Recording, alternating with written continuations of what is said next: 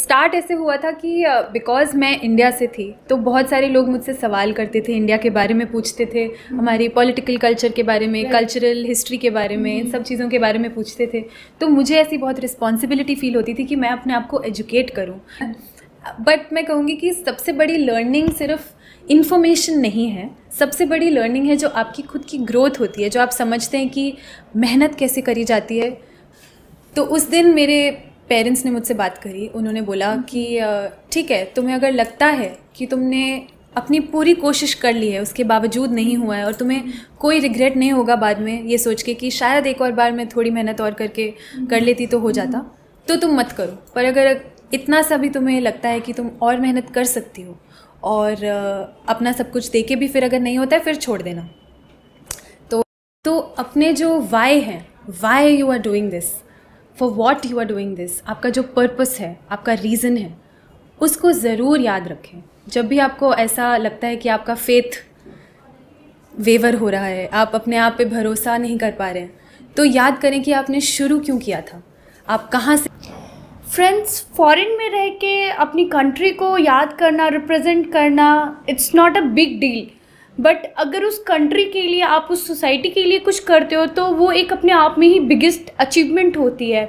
ऐसा ही कुछ कर दिखाया है अंबिका रायना मैम ने, जिन्होंने रैंक 164 स्कोर कराया यूपीएससी 2022 में। तो चलिए स्टार्ट करते हैं आज का हमारा वीडियो उन्हीं के साथ। मैं हूँ अनामिका और वेलकम टू बीइंग टॉपर्स। आज हम मैम की पूरी जर्नी के बारे में बात करेंगे। ये एक मंजिल है तो रास्ते भी होंगे, और एक मेंटर भी जो मुश्किलों को आसान बना दे। नतीजे संयोग नहीं होते, दूसरों से बेहतर स्कोर होते हैं। GS Score, an institute for civil services. Good career is a process, and mentoring at GS Score is driven by primarily two objectives. One is empowerment and another is excellence. This is what we are known for. कामयाबी की राह पर 1000 से भी ज्यादा निशान। GS Score।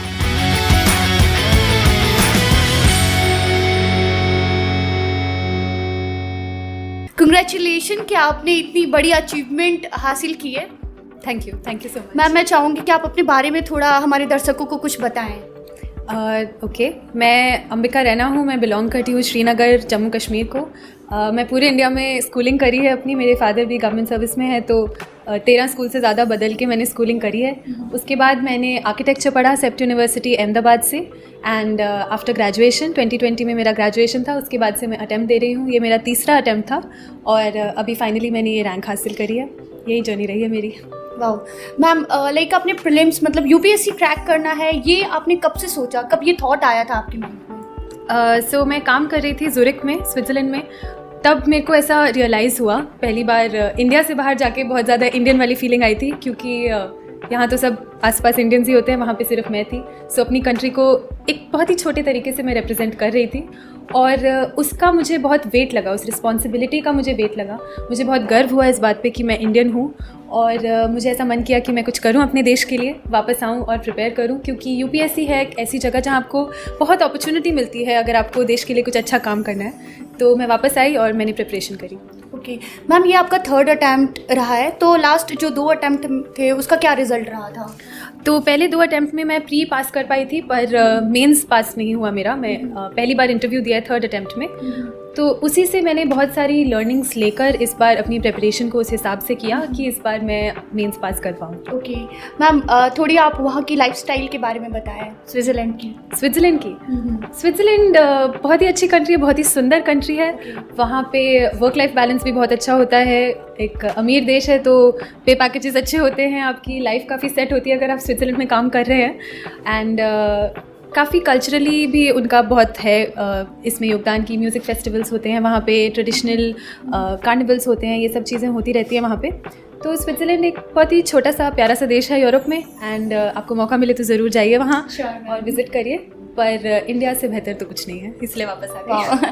Ma'am तो like अगर वहाँ की लाइफस्टाइल की बात करें, आपकी काफ़ी एक लग्जरी लाइफ रही होगी वहाँ पे, एंड देन आफ्टर वहाँ से इंडिया शिफ्ट करना, it's one of the biggest challenge. Parents का क्या रोल रहा था उसमें, क्या उनकी फर्स्ट ऐसे एक्शन क्या था उनका? सो आई थिंक मैं बिकॉज स्विट्ज़रलैंड में गई, मैंने वहाँ काम किया, तो मेरे पेरेंट्स भी मुझे मिलने आए थे। उनको मैंने घुमाया काफ़ी, फ्रांस, इटली, जर्मनी, स्विट्ज़रलैंड सब दिखाया उनको, तो वो काफ़ी खुश थे। बहुत ही अच्छा लाइफस्टाइल था वहाँ पे। तो आई थिंक मेरे पेरेंट्स पहले ऐसे पेरेंट्स होंगे जो बहुत दुखी हुए थे जब मैंने उनको बोला कि मुझे यूपीएससी की प्रिपरेशन करनी है, क्योंकि वो शायद एक्सपेक्ट कर रहे थे कि हाँ अब तो सेट हो गए लाइफ, आप वहीं रहोगे और हमें भी बुला लो। पर आई थिंक आपके रीजंस बहुत स्ट्रांग होने चाहिए। अगर आपकी इंटरनल मोटिवेशन है to do something in life और आपको पता है कि यही करके आपको खुशी मिलेगी, तो फिर उस चीज़ को नहीं छोड़ना चाहिए, क्योंकि फिर बहुत रिग्रेट रह जाता है कि शायद मैं इसी के लिए बनी थी और मैंने कोशिश भी नहीं करी। तो इसलिए फिर मैं वापस आ गई और ये टफ़ डिसीजन लेके फ़ायदा हुआ। एक तरह से बोल सकते हैं कि पेरेंट्स थोड़ा उदास रहे थे, बट आई थिंक अब नहीं होंगे। नहीं, बिल्कुल स्टार्टिंग में उन्होंने उदास तो नहीं कहूँगी मैं, स्टार्टिंग में आई थिंक वो बस चाहते थे कि मैं एक इन्फॉर्म डिसीजन लूँ, कि मैं सोच समझ के अपना डिसीजन लूँ, और जो भी मैं डिसीजन लेने वाली थी वो काफ़ी सपोर्टिव रहे। इस मामले में मैं बहुत लकी रही हूँ कि मेरे पेरेंट्स बहुत ही सपोर्टिव थे। उनके सपोर्ट के बिना मेरे से ये जो भी अचीवमेंट रहा है बिल्कुल भी नहीं हो पाता। तो पेरेंट्स का सपोर्ट बहुत ही इंपॉर्टेंट रहा है मेरी जर्नी में। ओके मैम, अगर बात करें प्रीलिम्स की, तो लाइक आप फर्स्ट ऑफ ऑल आपने जो प्रिपरेशन स्टार्ट कर दी थी वो स्विट्ज़रलैंड में रहते हुए ही ये थॉट बना लिया था, ये सारे सब्जेक्ट सिलेबस चेक करना एंड ऑल, वो सारे थॉट वहीं पे क्रिएट कर लिया था, या फिर इंडिया आने के बाद आपने प्लान करी थी प्रॉपर? तो नहीं, आई डोंट थिंक मैंने कुछ पढ़ाई स्टार्ट करी थी, कुछ भी नहीं। एक्चुअली स्टार्ट ऐसे हुआ था कि बिकॉज़ मैं इंडिया से थी तो बहुत सारे लोग मुझसे सवाल करते थे, इंडिया के बारे में पूछते थे, हमारी पॉलिटिकल कल्चर के बारे में, कल्चरल हिस्ट्री के बारे में, इन सब चीज़ों के बारे में पूछते थे। तो मुझे ऐसी बहुत रिस्पॉन्सिबिलिटी फ़ील होती थी कि मैं अपने आप को एजुकेट करूँ, क्योंकि कुछ गलत नहीं बोल सकते, उनको ये नहीं बोल सकते कि मुझे तो पता भी नहीं है। तो धीरे धीरे मैंने ऐसे वीडियोज़ देखने शुरू करे, मैंने यूट्यूब से देखा, मैंने बुक्स पढ़ी कुछ इंडिया के बारे में, और मुझे रियलाइज़ होने लगा कि जो भी मैं सोर्सेज यूज़ कर रही हूँ वो काफ़ी हद तक यूपीएससी एस्पिरेंट्स यूज़ करते हैं, और उससे मुझे पता चला कि ये भी एक फील्ड है जिसमें मैं जा सकती हूँ। और ऐसे बताऊँ तो लक्ष्मीकांत मैंने ज़ूरिक में ऑर्डर करी थी, वहाँ पे आई थी मेरे पास। पढ़ी मैंने नहीं बिल्कुल भी, पढ़ाई मैंने सिर्फ ग्रेजुएशन के बाद ही शुरू किया 2020 में, बट एक माइंडसेट बन गया था तब तक कि हाँ यही है जो मुझे करना है, और एक डिसीजन ले लिया था मैंने। ओके मैम, अगर बात करें प्रीलिम्स मेंस इंटरव्यू की, तो इसके लिए आपने क्या मतलब स्पेशली कोई स्ट्रैटेजी अपनी बनाई थी? Like because 3 year is like थोड़ी लंबी जर्नी रही है, तो आपने कैसे प्रिपेयर किया था? डेफिनेटली लंबी तो रही है, पर लगती नहीं है लंबी, वक्त कैसे निकल जाता है यूपीएससी में बिल्कुल पता नहीं चलता है। स्पेशली अगर आप प्रीलिम्स पास कर रहे हैं तो आप मेंस की उस साइकिल में रहते हैं और पता नहीं लगता, एग्ज़ाम आते रहते हैं आप देते रहते हैं, तो टाइम तो काफ़ी जल्दी निकल गया। ऐसा लग नहीं रहा कि 3 साल हो गए। पर अगर स्ट्रैटेजी की मैं बात करूं तो वो चीज़ मैंने बहुत सारे टॉपर्स टॉक्स देख के, उससे सीख के, ये समझ के कि अलग अलग लोगों की क्या जर्नीज़ रही हैं, वो सब देख के मैंने अपनी स्ट्रैटेजी बनाई थी कि मैं अपने सोर्सेज बहुत लिमिटेड रखूँगी, मैं प्रैक्टिस पे फोकस करूँगी। बात करें जैसे प्रीलिम्स मेंस इंटरव्यू के लिए, तो आपकी जो स्ट्रैटेजी, तो अक्सर देखा गया कि स्टूडेंट जो अपने पूरे टाइम को कुछ स्लॉट में डिवाइड कर लेते हैं, लाइक 3 आवर्स 4 आवर्स का स्लॉट, तो आपका कैसा रहा था? एक्चुअली 2020 में ही मेरा ग्रेजुएशन हुआ था और 2020 में ही मुझे अटैम्प्ट देना था, तो सबसे पहले तो मैंने प्रीलिम्स पे ही फोकस किया। ऐसे कुछ स्लॉट्स नहीं बनाए थे मैंने कि प्रीलिम्स और मेंस, क्योंकि जो बेसिक बुक्स हैं और करंट अफेयर्स हैं वो तो सेम ही आपको प्रिपेयर करने हैं, सेम ही सोर्सेज से पढ़ने हैं। तो शुरू में मैंने सिर्फ प्रीलिम्स की तैयारी करी, जब प्रीलिम्स पास हुए उसके बाद मैंने मेंस फोकस्ड अप्रोच से तैयारी करी, और ऐसे ही रहा मेरे तीनों अटैम्प्ट्स में, क्योंकि पहले प्रीलिम्स निकलता था फिर मेंस निकलता था। तो इसी तरह से मैंने ऐसे कुछ स्लॉटिंग नहीं करी कि मैं प्रीलिम्स के लिए ऐसे कर रही हूँ और मेंस के लिए। हाँ, प्रीलिम्स से कुछ 1.5 महीने पहले मैं डिसाइड कर लेती थी कि अब मैं फोकस्ड अप्रोच से प्रीलिम्स की ही तैयारी करूँगी। तो उसमें मॉक्स देना, मॉक टेस्ट लगाना, स्पेसिफिक फैक्ट्स याद करना, जो कुछ प्रीलिम्स के स्पेसिफिक क्वेश्चंस होते हैं कि biosphere reserves, national parks, history के कुछ कमिटीज़ याद करना, इकोनॉमिक्स के टर्म्स वगैरह। तो ये जो प्रीलिम स्पेसिफिक प्रिपरेशन है ये मैं कुछ 1.5 महीना पहले से शुरू करती थी। उसके अलावा तो मैं कॉमन तरीके से ही पढ़ाई करी है। काफ़ी टफेस्ट टास्क रहा होगा, बिकॉज आपका बैकग्राउंड आर्किटेक्चर है और यहाँ पे पूरी सोसाइटीज़ एंड हिस्ट्री, पॉलिटी। हाँ, डेफिनेटली बैकग्राउंड मेरा ह्यूमैनिटीज़ का नहीं था, तो ये बिल्कुल नई फील्ड थी मेरे लिए। पर अगर आप एक क्यूरोसिटी के साथ और एक एक्साइटमेंट के साथ किसी सब्जेक्ट को अप्रोच करते हो तो उसको पढ़ने में भी मज़ा आता है। मैंने अपना खुद का कैरेक्टर डेवलपमेंट देखा है, अपनी पर्सनालिटी की ग्रोथ देखी है। इस एग्ज़ाम के बाद आसपास क्या हो रहा है वो समझने की क्षमता बढ़ गई है। तो मैं ये नहीं कहूँगी कि बहुत ही ज़्यादा कुछ मुश्किल काम था। हाँ, चैलेंजिंग था, पर करने में मज़ा आता है, तो आप कर लेते हैं कुछ भी।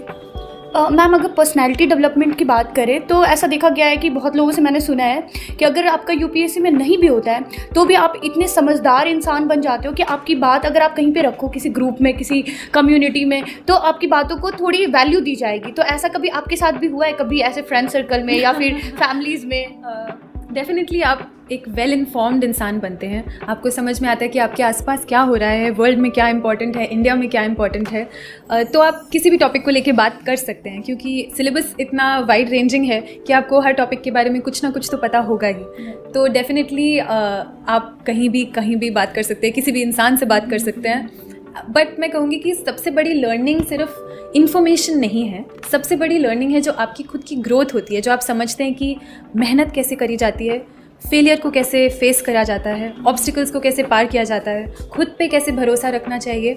ये सारी लर्निंग्स सबसे ज़्यादा इम्पॉर्टेंट है और वो आपको यूपीएससी बहुत अच्छे से सिखा देता है। ओके मतलब एक तरह से आप बोल सकते हैं कि आपका जो कंप्लीट लर्नर रहा है वो यूपीएससी रहा है।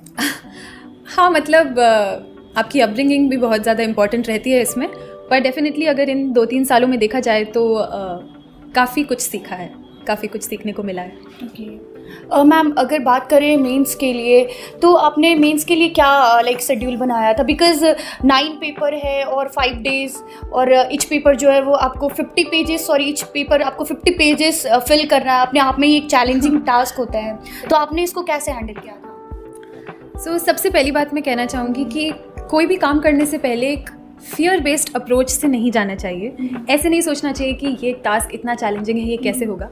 एक एक्साइटमेंट वाले माइंडसेट से अगर आप किसी चीज़ को अप्रोच करें और ये समझें कि आप अकेले नहीं हैं, आप पहले इंसान नहीं हैं जो यूपीएससी क्लियर कर रहा है, आपके पहले बहुत हज़ारों आए हैं और उन्होंने भी ये किया है।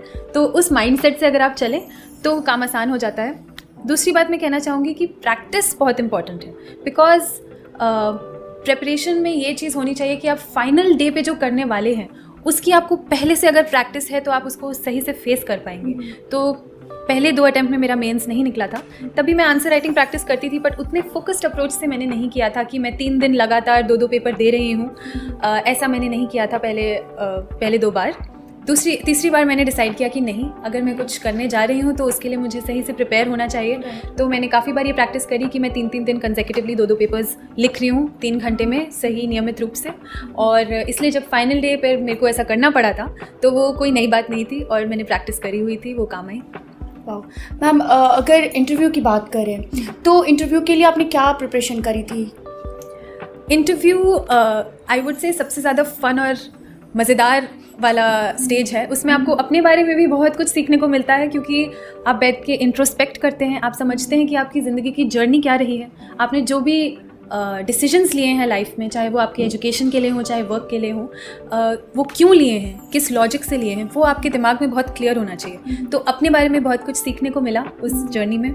उसके अलावा वर्ल्ड इवेंट्स क्या हो रहे हैं, इंडिया में क्या हो रहा है, करंट अफेयर्स, सिर्फ पढ़ना ही नहीं पर उनको समझना और उनके बारे में अपने ओपिनियंस बनाना, समझना कि आप कहाँ स्टैंड करते हैं। क्योंकि आप फाइनल डे पे जाएंगे तो आपसे इंटरव्यू पैनल वाले आपके विचार पूछेंगे, वो पूछेंगे आपको क्या लगता है। तो इसके बारे में क्लियर होना बहुत ज़रूरी है और ये एक बहुत ही मज़ेदार काम है, क्योंकि it's not like the preparation you do for prelims. कोई भी फैक्ट्स मगअप करने की ज़रूरत नहीं है, सिर्फ समझने वाली बात है।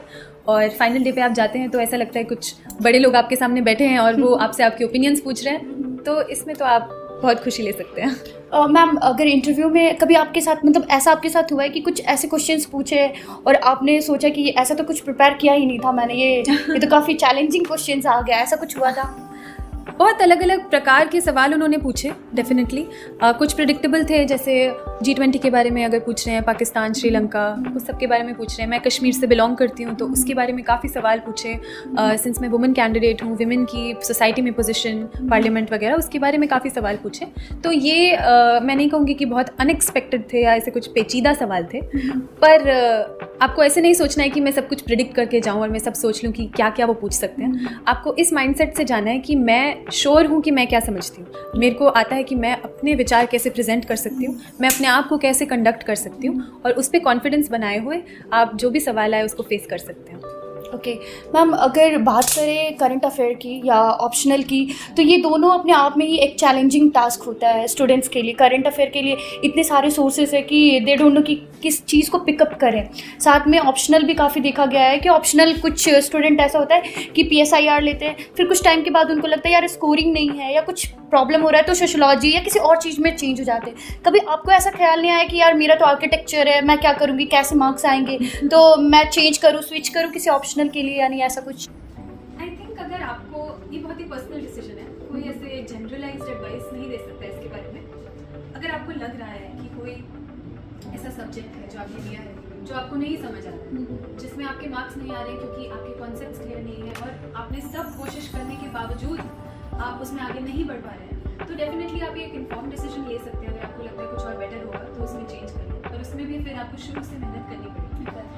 पर मुझे ऐसा नहीं लगा कि ये PSIR में कुछ प्रॉब्लम है। आई थिंक मेरी अप्रोच हमेशा ये रही है कि मैं पहले खुद इंट्रोस्पेक्ट करूँ, मैं सोचूं कि मैं कहाँ गलत जा रही हूँ, मैं क्या बेहतर कर सकती हूँ, instead of blaming the subject कि सब्जेक्ट खराब है, सब्जेक्ट की वजह से मार्क्स नहीं आ रहा है। मैं पहले ऐसा सोचने की कोशिश करती हूँ कि मैं क्या डिफरेंट कर सकती हूँ to be better next time. तो ऐसी अप्रोच के साथ चलेंगे तो ईजी रहेगा। मैम, मेंस में देखा गया एथिक्स और एसे में थोड़े कम मार्क्स आते हैं। लाइक आप वो अपने आंसर राइटिंग के रिगार्डिंग बताओ कि आपने अपने क्वेश्चंस में, अपने आंसर राइटिंग में क्या क्या इंक्लूड किया था। जैसे अक्सर देखा गया है कि लोग फ्लो चार्ट या फिर कोई डेटा ऐसे कुछ इंक्लूड करते हैं, तो आपने क्या किया था अच्छे मार्क्स आने के लिए? ऐसे में तो ऐसे कुछ फ्लो चार्ट्स वगैरह नहीं बन पाते हैं ज़्यादा। ऐसे बिल्कुल बेसिक तरीके से मैंने लिखा और जो भी क्वेश्चन की डिमांड थी उसके हिसाब से थोड़ी ब्रेनस्टॉर्मिंग करी, उसको समझा कि कैसे अप्रोच करना है और उस हिसाब से मैंने लिखा। थोड़े बहुत अगर स्टैटिस्टिक्स और कम्युनिटी रिपोर्ट्स या कोई केस स्टडी है जो रेलिवेंट है, जिसका कुछ मतलब बनता है उसको डालने का, वो मैंने डाले।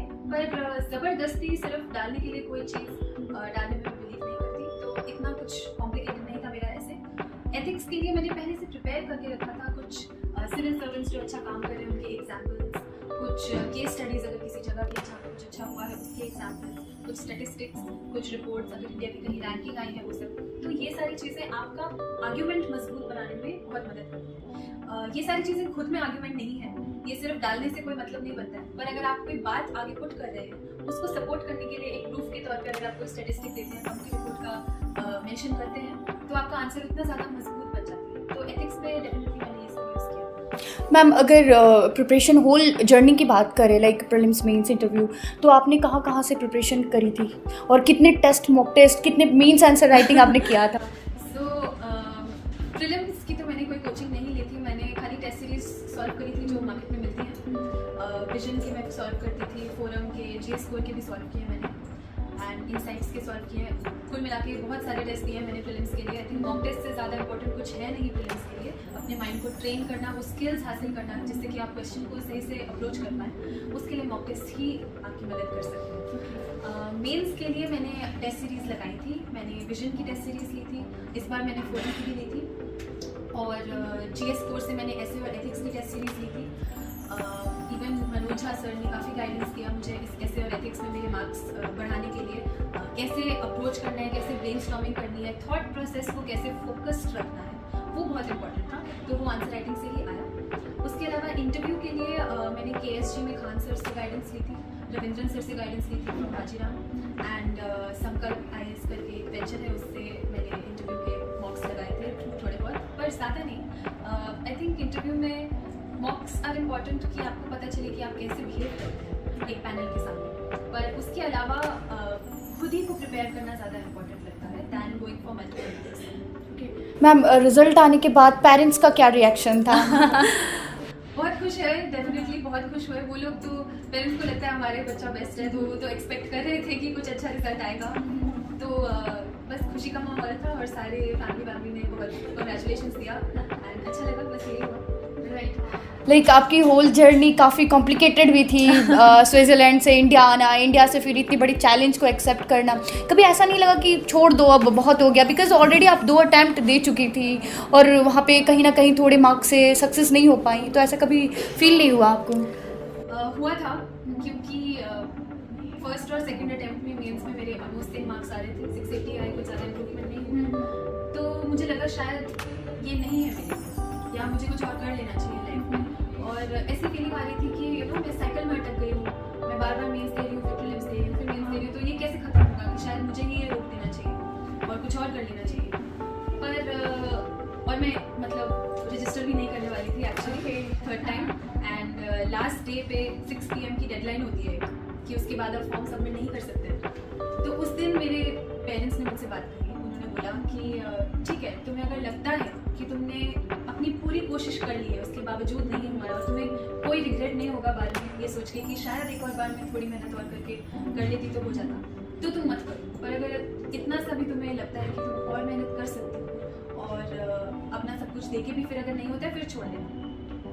तो मतलब 5:30 बजे बैठ के हम लोग फॉर्म फिल कर रहे थे, 5:48 या कितने बजे हमने सबमिट किया थर्ड अटेम्प्ट का फॉर्म। एंड इस बार फिर मैंने सोच लिया था कि सब कुछ कोशिश करेंगे, ऐसे अप्रोच करेंगे कि कहाँ मैं सीख सकती हूँ, पिछले फेलियर को फेलियर ना मान के लर्निंग्स लेके क्या मैं आगे बढ़ सकती हूँ, कैसे अप्रोच करूँ चीज़ों को, कैसे प्रैक्टिस करूँ, अपना सब कुछ दे दूँ।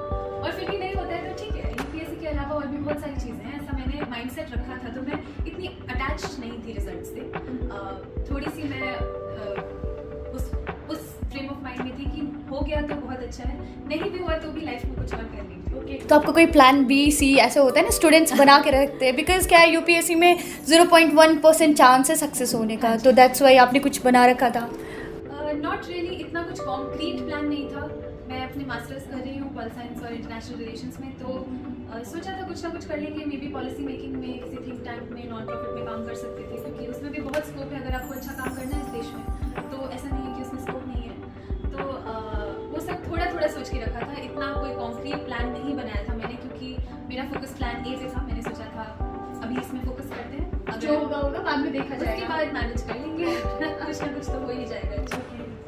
मैम मैं लाइक चाहूँगी कि आप बिगनर्स और जो भी स्ट्रगलर्स हैं उनके लिए एक स्ट्रॉन्ग मैसेज छोड़ें अपनी तरफ से। UPSC एक बहुत ही टफ और बहुत ही लॉन्ग जर्नी रह सकती है, तो अपने जो वाई हैं, why you are doing this, for what you are doing this, आपका जो पर्पस है, आपका रीज़न है, उसको ज़रूर याद रखें। जब भी आपको ऐसा लगता है कि आपका फेथ वेवर हो रहा है, आप अपने आप पे भरोसा नहीं कर पा रहे हैं, तो याद करें कि आपने